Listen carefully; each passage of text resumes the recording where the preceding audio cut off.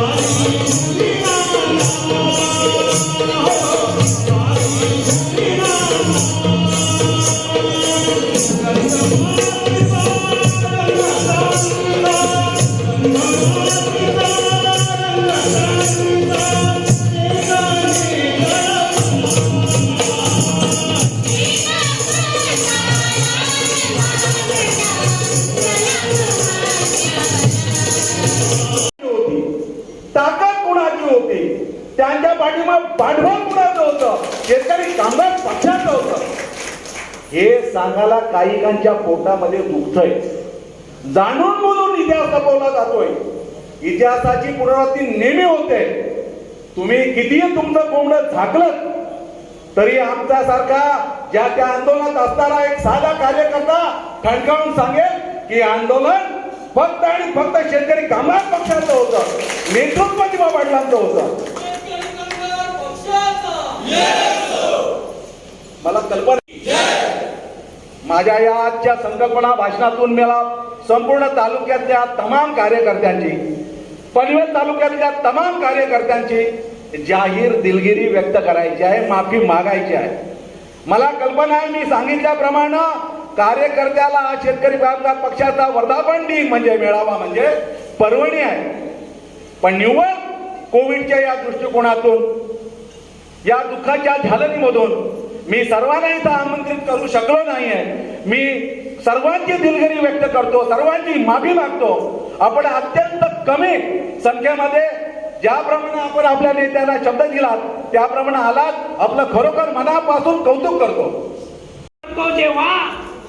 तेव्हा मात्या पित्याची असते समोर मूर्ती, उचललेले पाऊल पुढे टाकण्या त्यांचीच असते आढळ शक्ती, त्यांचीच असते आढळ शक्ती.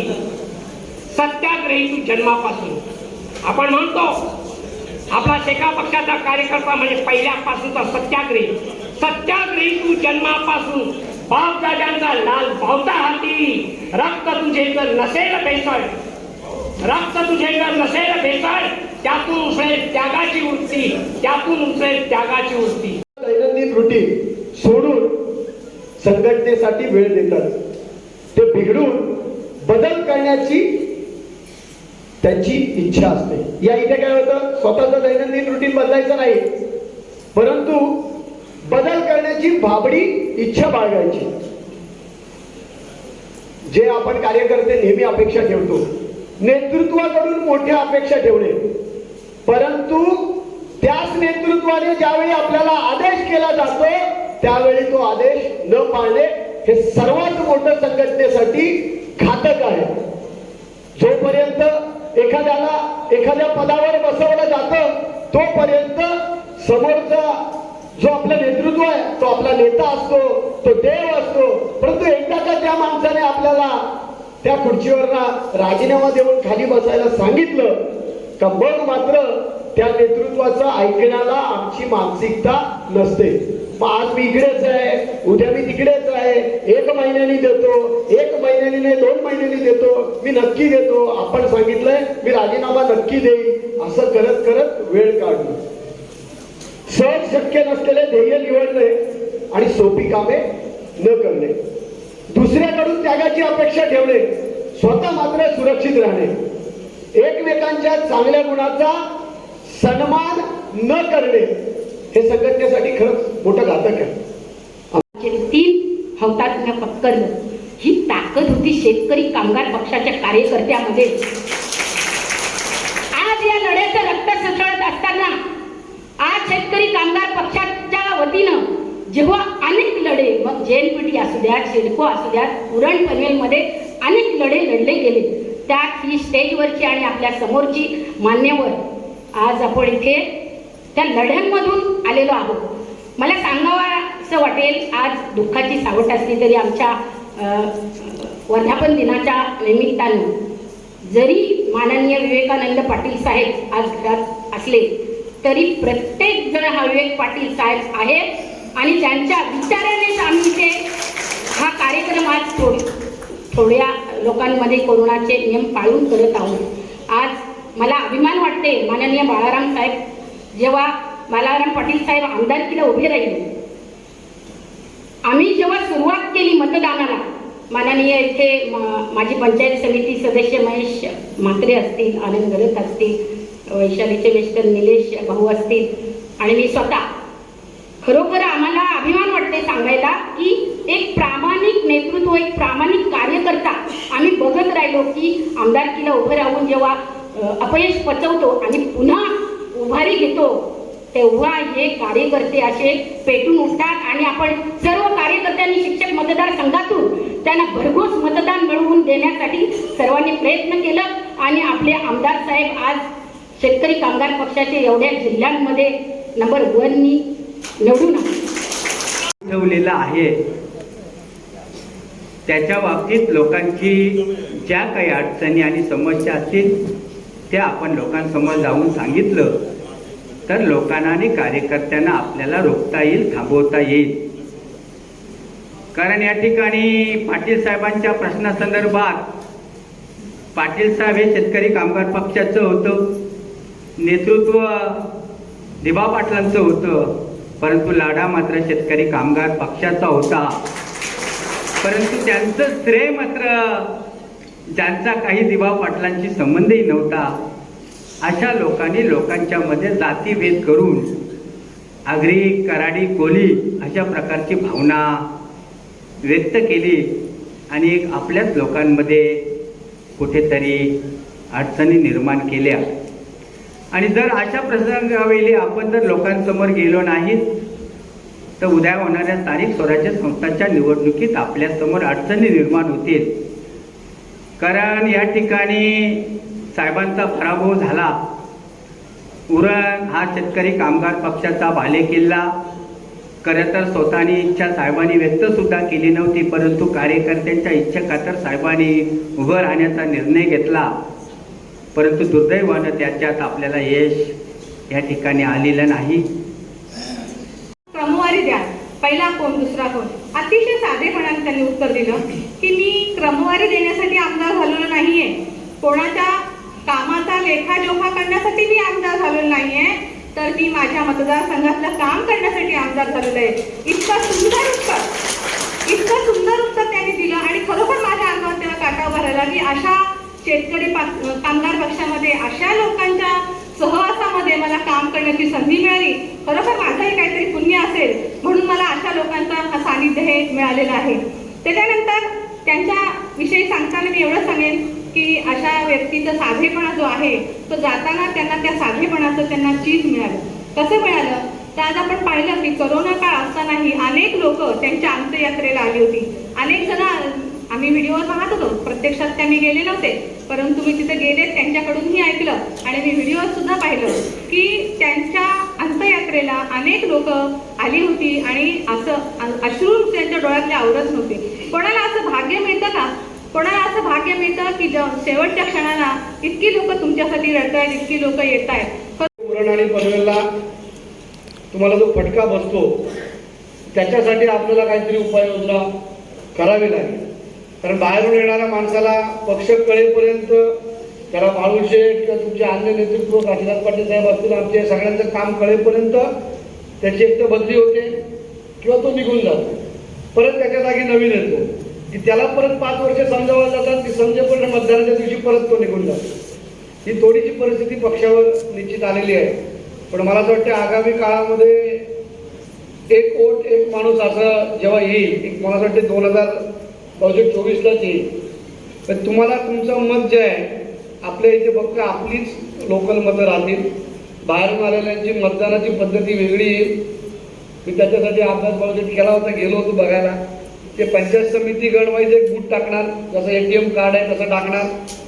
तिथे गेल्यानंतर तुमचं इलेक्शन किंवा आधार कार्ड दिल्यानंतर तुम्हाला तुमच्या कॉन्स्टिट्युन्सी मधला कॅन्डिडेट्स कळतील पार्टीकडे, त्यानंतर तुम्ही मतदान करायचं.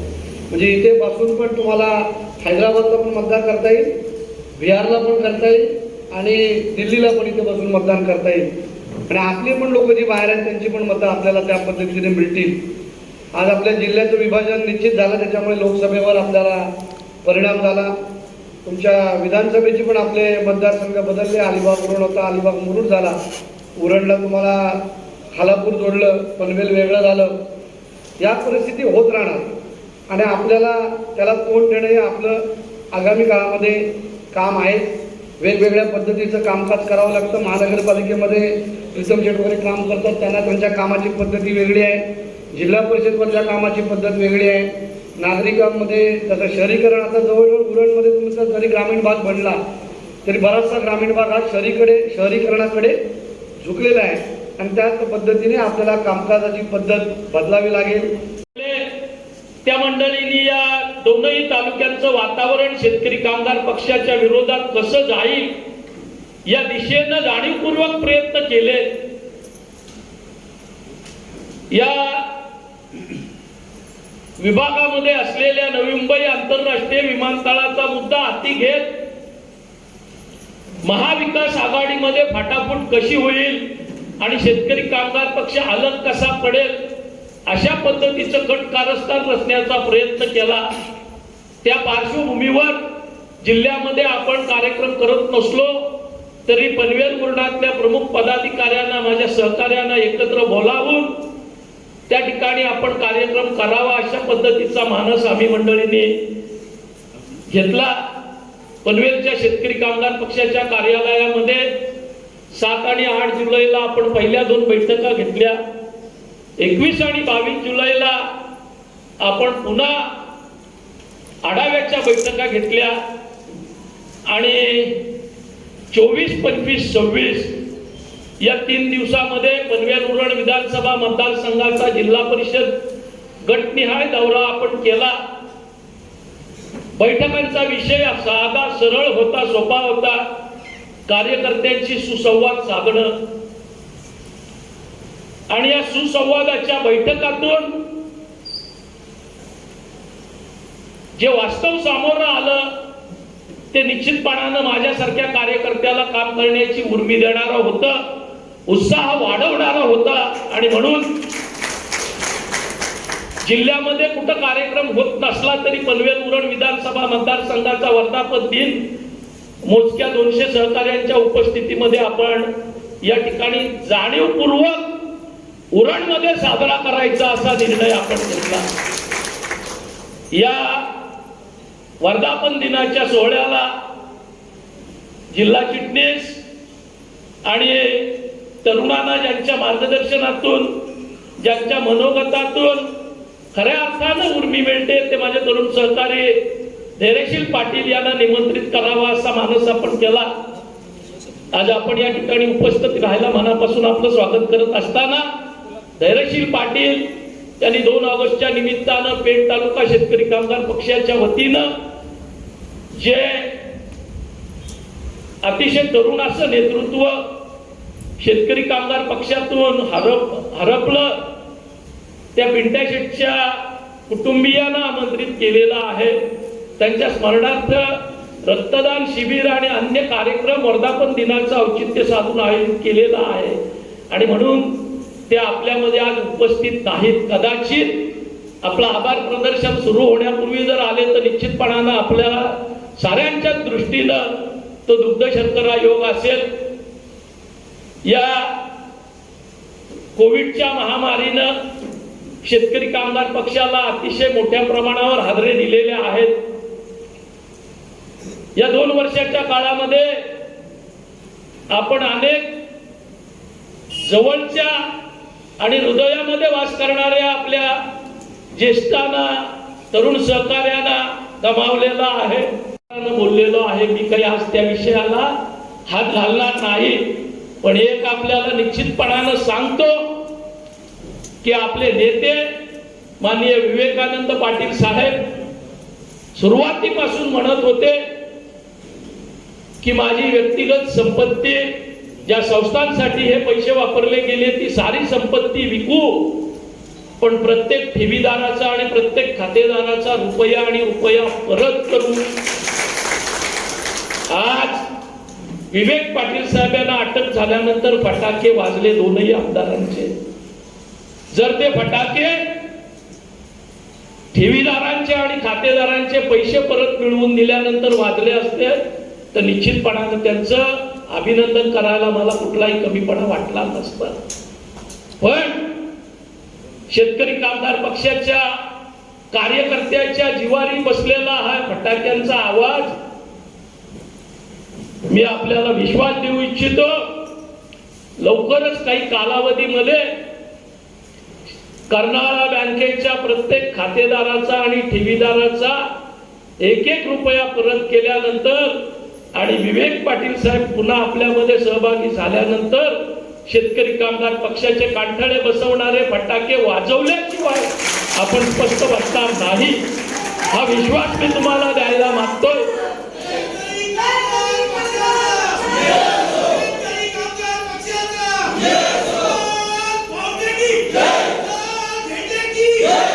मला आनंद या गोष्टीचा आहे, मला आनंद या गोष्टीचा आहे की उरण तालुक्याच्या दौऱ्यानं आपण या जिल्हा परिषद गटनिहाय दौऱ्याला सुरुवात केली. विंदण्याची सभा, एरवी आपण आलो की जासईलाच सभा घेणारी आपली परंपरा होती. आपण थोड्या भागा बदलत त्यावेळेस सभा घेतल्या. जासईला सभा न घेता आपण विंदण्याला ती सभा घेतली. कार्यकर्त्यांची त्या ठिकाणची उपस्थिती आणि प्रामुख्यानं तरुण कार्यकर्त्यांचा उत्साह बघितल्यानंतर गाडीमध्ये बसल्यानंतर माझ्यासोबत सुरेश पाटील आणि रमाकांत होतो. मी त्यांना बोललो, अरे लोक जे सांगतात त्याच्यापेक्षा जमिनीवरली वास्तवता कितीतरी वेगळी आहे. आणि पुढची सभा आपण आवऱ्याला घेतली. आवऱ्याला देखील तेच चित्र आपल्याला बघायला मिळालेलं. तिसरी सभा आपण प्रबोधन विद्यामंदिरामध्ये घेतली. चांडज्याच्या सभेला इतके कार्यकर्ते मी आतापर्यंत पपुषट कमीत बघितलेले नव्हते. हे दृश्य त्या ठिकाणचं होतं. नवगरची सभा आपण घेतली. उरण शहराची सभा आपण चांडज्यामध्येच घेतली. पण प्रत्येक ठिकाणी कार्यकर्त्याच्या मनामध्ये चीड होती, प्रचंड उत्साह होता. फक्त 4-5 बैठकांना मी जयंत म्हात्रे साहेब, काशीनाथ पाटील, जासई ग्रामस्थांच्या विनंतीला मान देऊन आम्ही त्या ठिकाणी हजर होतो. राजेंद्र पाटील, रवी पाटील आणि आपले काही आणखी सहकारी होते. पण 3-4 मीटिंग नंतर रामशेठ ठाकूर यांनी ते आंदोलन, ती चळवळ जासई ग्रामस्थांकडून हायजॅक केली आणि महाविकास आघाडी ज्या पद्धतीनं पनवेल उरणामध्ये साकारते त्याला सामोरं जाण्याच्या दृष्टीनं पंचायत समिती झेडपीला आपल्या समोर गावागावात जाऊन लोकांकडे मतं मागायला कुठलंही साधन नाहीये, कारण नाहीये. पनवेल महानगरपालिकेची आगामी निवडणूक होणार आहे. त्यासाठी मतदारांना कुठल्या तोंडानं सामोरं जावं अशी आपली परिस्थिती झालेली आहे.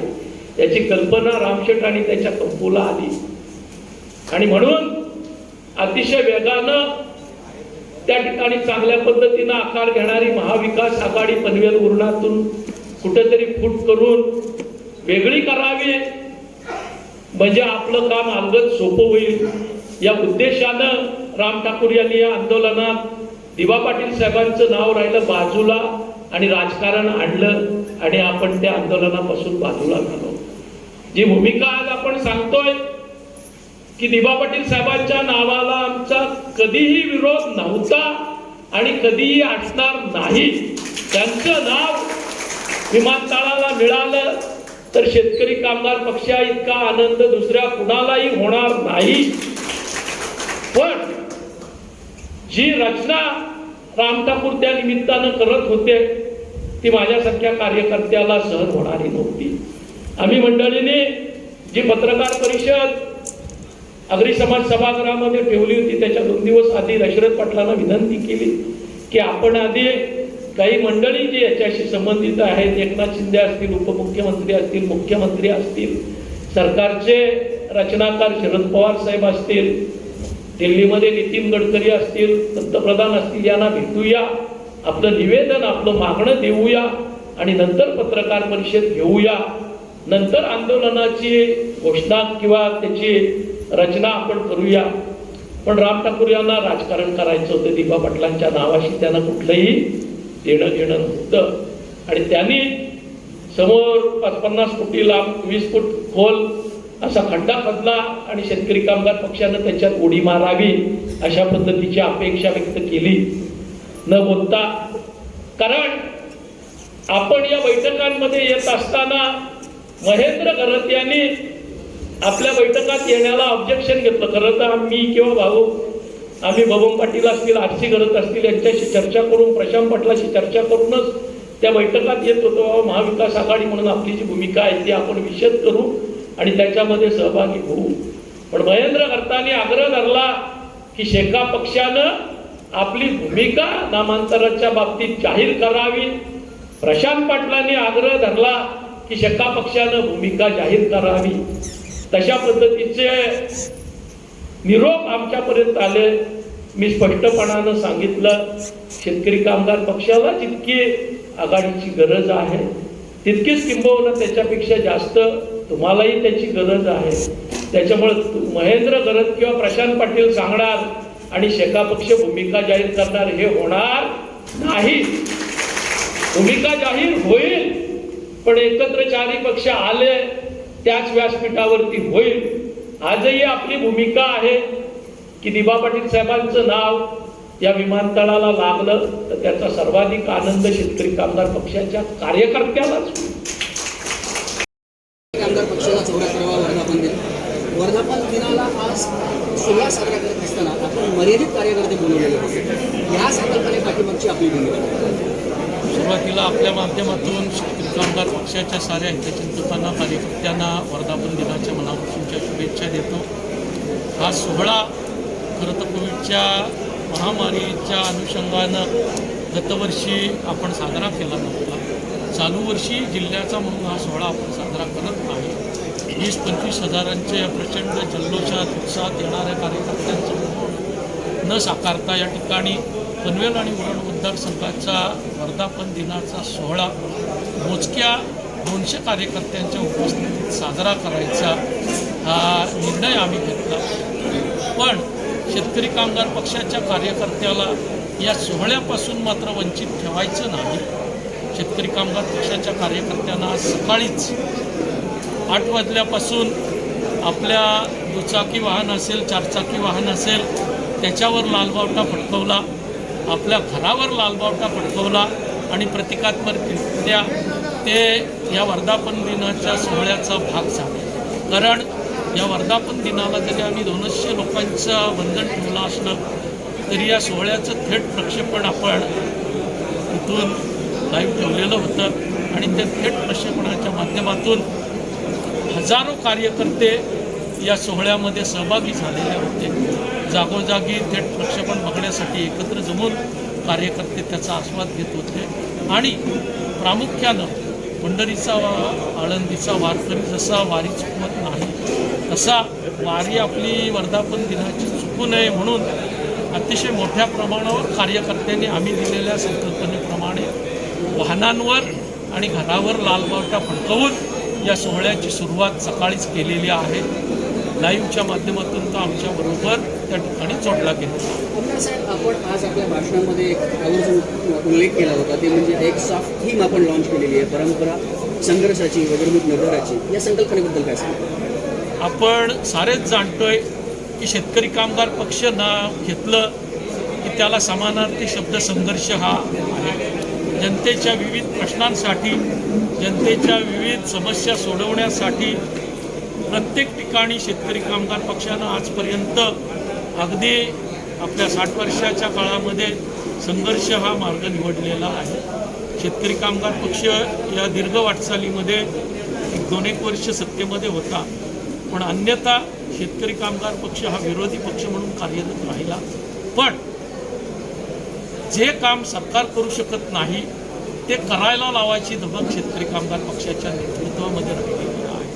अनेक विषय आहेत. आपण जर बघितलं तर रोजगार हमीचे जे योजना आहे शेतकरी कामगार पक्षाच्या माध्यमातून आहे. या ठिकाणी फलबाग लागवड योजना जी शरद पवारांनी मोठ्या प्रमाणावर राबवली, पण तिचा उगम शेतकरी कामगार पक्षाकडून आला.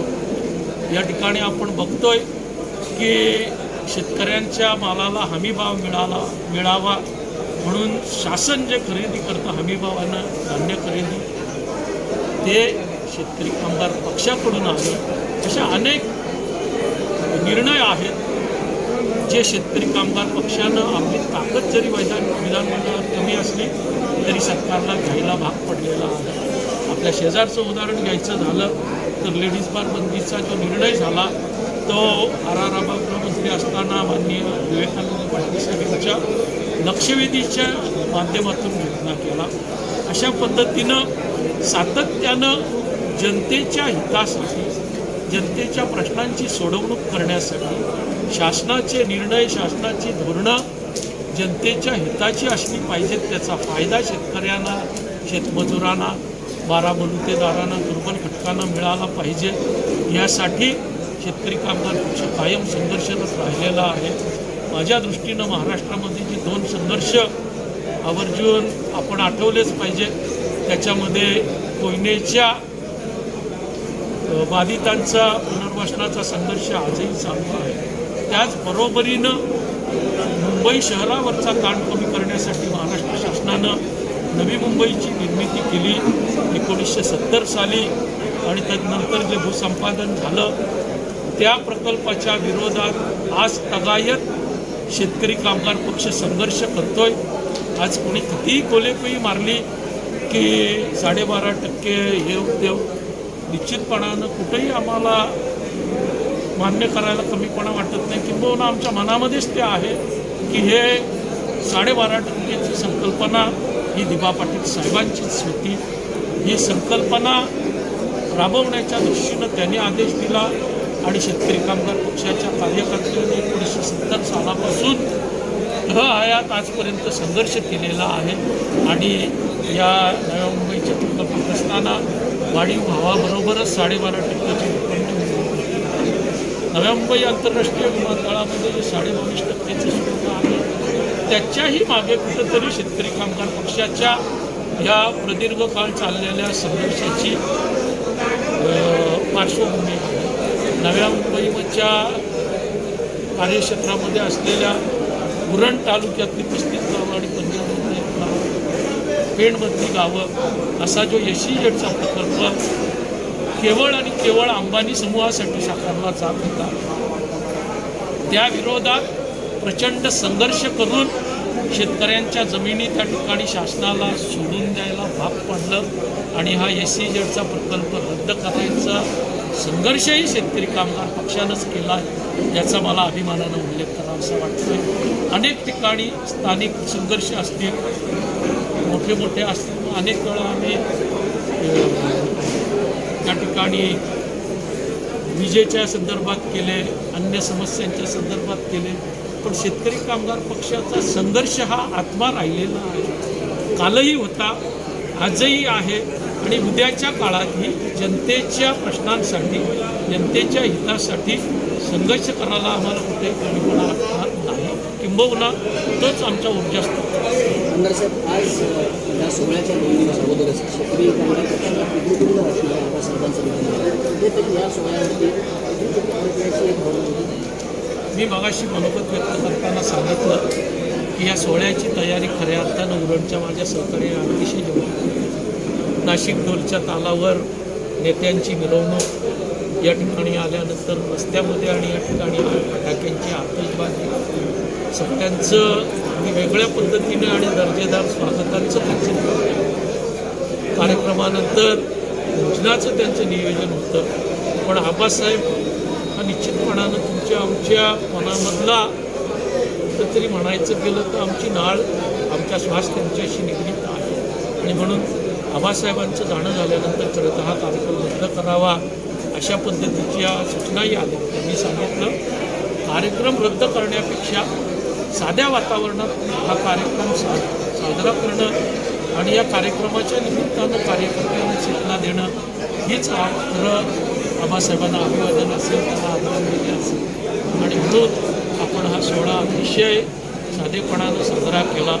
आपण सोहळ्याच्या सुरुवातीला ज्यावेळेस या ठिकाणी शोकप्रस्ताव पारित केला त्यावेळेस बघितलं असेल की संपूर्ण वाजेकर सभागृहातलं वातावरण हे अतिशय भावूक झालेलं होतं.